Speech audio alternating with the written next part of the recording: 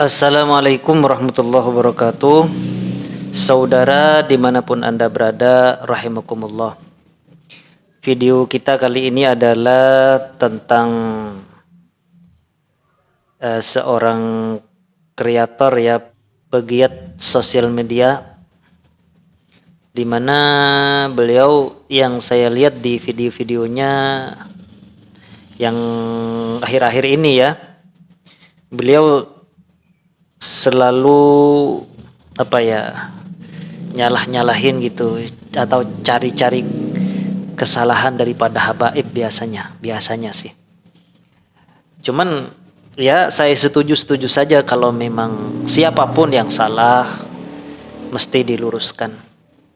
Cuman saat ini beliaunya itu justru kemana-mana gitu. Mungkin saking semangatnya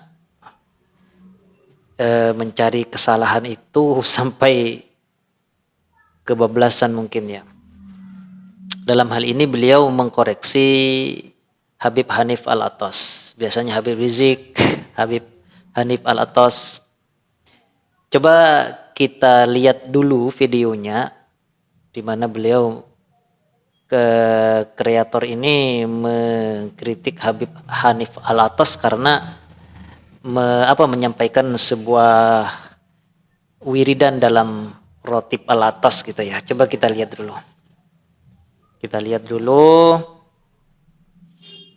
Kita akan menanggapi lagi teman-teman satu pernyataan aneh, sekaligus ini bisa menyesatkan umat atas apa yang dikatakan oleh Hanif Al-Attas. Nah, dia bilang saudara menyesatkan umat. Artinya apa yang akan disampaikan oleh Habib Hanif ini menyesatkan umat gitu. Coba kayak apa sih yang bikin sesat gitu? Kita lihat saudara. Ini dia Hanif Al-Attas sedang menjelaskan keutamaan membaca Rotib Al-Attas. Rotib Al-Attas. Terus gimana? Ya, jadi dia mengatakan sebagian ulama memberikan faidah. Barang siapa membaca Rotib Al-Attas sebanyak 41 kali, maka Allah akan mengabulkan seluruh hajatnya. Iya. Nah, teman-teman, kenapa bisa teman-teman faedahnya seperti itu? Sedangkan yang ngarang kitab dia sendiri, kok faedahnya dia sendiri yang menentukan? Nggak bisa teman-teman ya.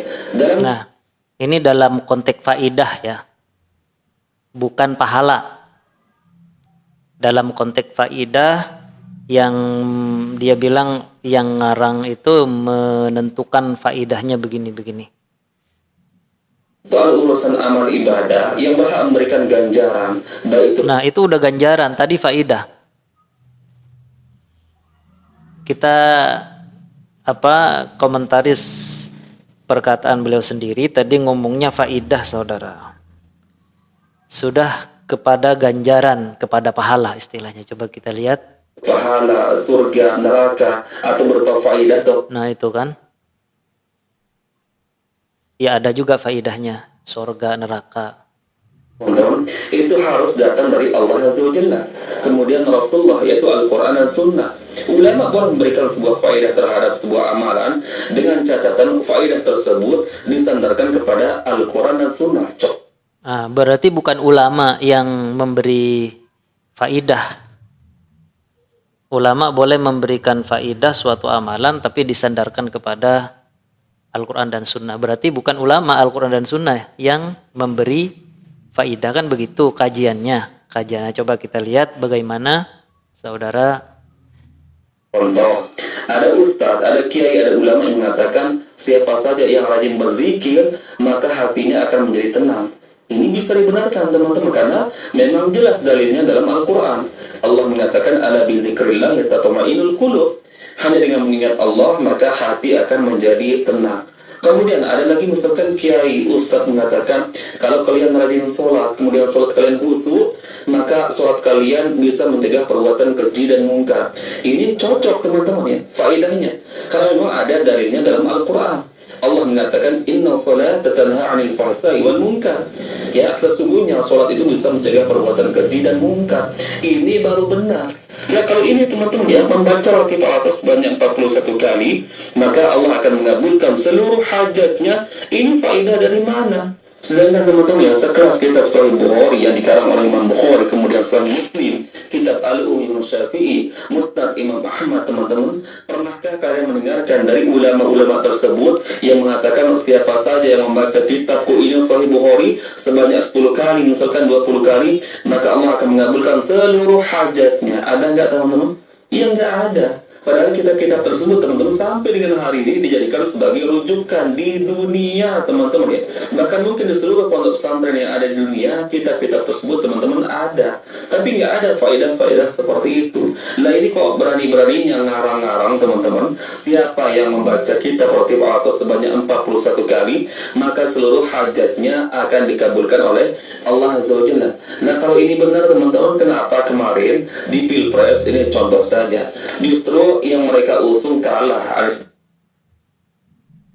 Pilpres, wiridan terus lari ke pilpres, terus kalah. Yang menentukan kalah menang itu kan Allah ya. Kenapa harus dibebankan kepada orang, kepada perorangan, misalnya kepada Habib Hanif misalnya, kepada kelompoknya.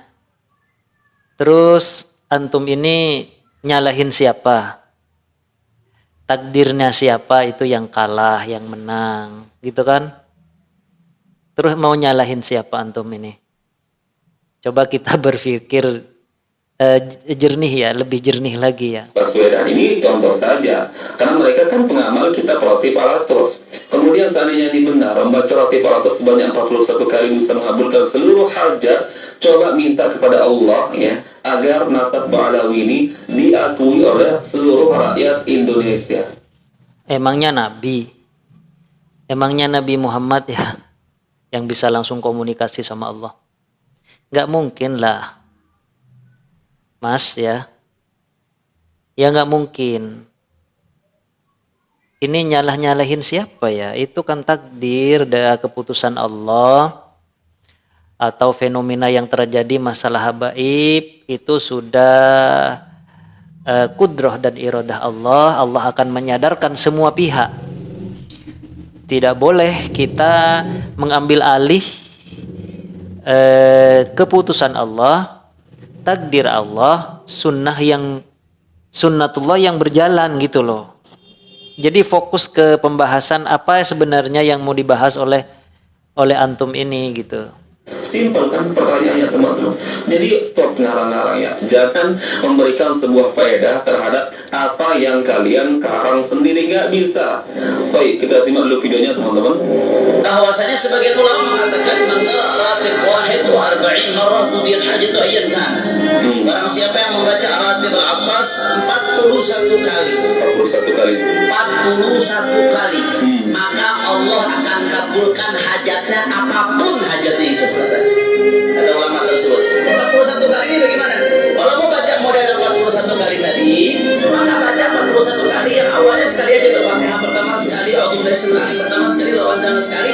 Habis itu dari A'udzubillahi sampai alif sampai ya bihanya ini 41 kali dibaca, diulang. Paham enggak? Jelas atau tidak? A'udzubillahi sampai alif sampai ya bihul khatimahnya ini 41 kali diulang. Nah, setelahnya sampai akhir sampai doa cukup baca sekali karena itu tambahan. Kira-kira jelas? Nah, siapa yang baca ini 41 kali, kata sebagai ulama, qudiyat hajatu ayat kana. Hajatnya dikabulkan oleh Allah bagaimanapun hajatnya. Yang 41 kali itu yang asal ratibnya, sisanya cukup 1 kali. Nah, jelas teman-teman ya, siapa membaca Ratib Al-Atos 41 kali, maka seluruh hajatnya, seluruh permohonannya akan dikabulkan oleh Allah Azza wa Jalla tanpa terkecuali. Makanya saya katakan teman-teman ya, ini bisa menyesatkan umat teman. Menyesatkan umat. Emang sesat kayak gitu? Antum percaya nggak? Kalau antum nggak percaya, ya jangan diamalkan gitu loh. Teman-teman, Jangan diamalkan. Gak usah baca Ratibul Attas, Ratibul Haddad. Karena itu kan cuma nama. Bukan Ratibul Haddad ya. Jadi fokusnya ke Ratibul Attas. Ratibul Attas itu kan cuma nama ya, nama. Tapi isinya kan wirid. Ada tahmid, tahlil, kemudian tasbih. Cuman dibungkus dengan sebuah nama, misalnya Ratibul Attas. Ada ayat-ayat Al-Quran juga. Jadi untuk bilangan itu kan sebenarnya dalam agama tidak kemudian menyesatkan. Misalnya ada tuntunan dalam sebuah hadis, ada sebenarnya ya, saya bacakan dalam hadis riwayat Muslim misalnya, an Abi Hurairah radhiyallahu taala anhu, dari Abi Hurairah radhiyallahu taala anhu qala, Abu Hurairah berkata, qala Rasulullah sallallahu alaihi wasallam, Rasulullah sallallahu alaihi wasallam bersabda, man qala hina yusbihu wa hina yumsi, barang siapa yang baca pagi sore kalimat subhanallah wa bihamdihi mi'ata marrah, membaca kalimat subhanallah wa bihamdihi 100 kali, kata Nabi, lam ya'ti ahadun yaumal qiyamah bi afdala mimma ja'a bihi, tidak akan ada satu orang pun yang melebihinya, illa ahadun qala mithla ma qala au zada alaihi, kecuali seorang yang membaca itu tadi atau melebihi dari bacaan itu. Jadi Nabi di sini, barang siapa membaca subhanallah wa bihamdihi pagi sore 100 kali. 100 kali di sini bukan mengikat ya. Jadi menurut para ulama hadis ini, misalnya lebih boleh nggak? Boleh. Misalnya kurang dari 100 boleh nggak? Boleh. Boleh. Jadi misalnya tadi Rotibul Atos dibaca 1 kali, 40 kali, bagi yang percaya silahkan. Tidak kemudian masuk kepada ranah sesat ya. Jadi kalau menurut saya, antum kalau memang mau nyalahin yang lebih ekstrim lah. Jangan sampai kepada seluruh apapun yang disampaikan seolah-olah ya oleh Habib Hanif, misalkan Habib Rizik atau yang Habib-Habib yang lain. Itu jadi salah, jadi apa namanya, bumerang buat umat ini. Sebenarnya enggak. Dalam pernyataan Ibnul Qayyim juga ada ini, dalam kitab Jila'ul Afham, an Zaid ibnu Wahab qala li Ibnu Mas'ud, Ibnu Mas'ud, sahabat Ibnu Mas'ud pernah berkata radhiyallahu anhu, ya Zaid ibnu Wahab, wahai Zaid ibnu Wahab, la tada idza kana yaumul jum'ah an tusalli ala nabi sallallahu alaihi wasallam alf marrah. Zaid, kata Ibnu Mas'ud, kalau malam Jumat baca sholawat, taqulu Allahumma sholli ala sayyidina Muhammadinil ummi sallallahu alaihi wasallam, Allahumma sholli ala Muhammadinin nabiyil ummi sallallahu alaihi wasallam, sebanyak 100 kali, kata Ibnu Mas'ud. Ini enggak ada dasar hadisnya. Cuman Ibnu Mas'ud menyampaikan 100 kali. Apakah harus 100 kali? Iya, enggak juga. Kemudian dikabul hajatnya, ya namanya berdoa, wirid, tasbih, tahmid, itu semuanya permohonan kepada Allah Subhanahu wa taala. Bagi orang yang punya keyakinan itu dikabul hajatnya, itu diterima doanya, ya sah-sah saja. Bagi antum yang enggak percaya, ya jangan usah baca gitu. Karena ini tidak masuk kepada ranah sesat seperti yang antum katakan. Gitu. Jadi saudara,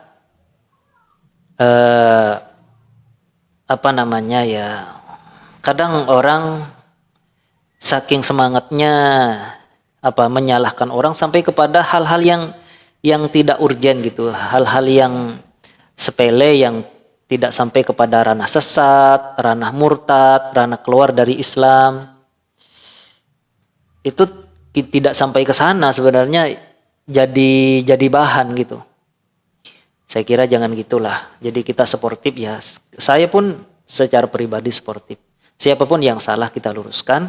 Kemudian yang benar ataupun yang masih ikhtilaf, masih ada potensi ikhtilaf perbedaan di situ, kita sampaikan bahwa itu ikhtilaf, itu adalah perbedaan. Jangan sampai kita sesat-sesatkan seseorang gitu. Rotibul atos, rotib yang lain. Ya, bagi yang berkeyakinan silahkan. Karena tadi yang disampaikan bukan sampai kepada ranah sesat. Yang seperti contoh yang saya ungkapkan dalam hadis itu, Nabi SAW memberi jumlah dalam bacaan, Ibnu Mas'ud juga memberi jumlah, dan jumlah itu tidak mengikat, boleh kurang ataupun boleh lebih. Saudara dimanapun Anda berada, rahimakumullah. Mungkin itu saja yang bisa kita sampaikan pada kesempatan kali ini. Terima kasih atas segala perhatian dan mohon maaf atas segala kekurangan. Ihdinas siratal mustaqim. Assalamualaikum warahmatullahi wabarakatuh.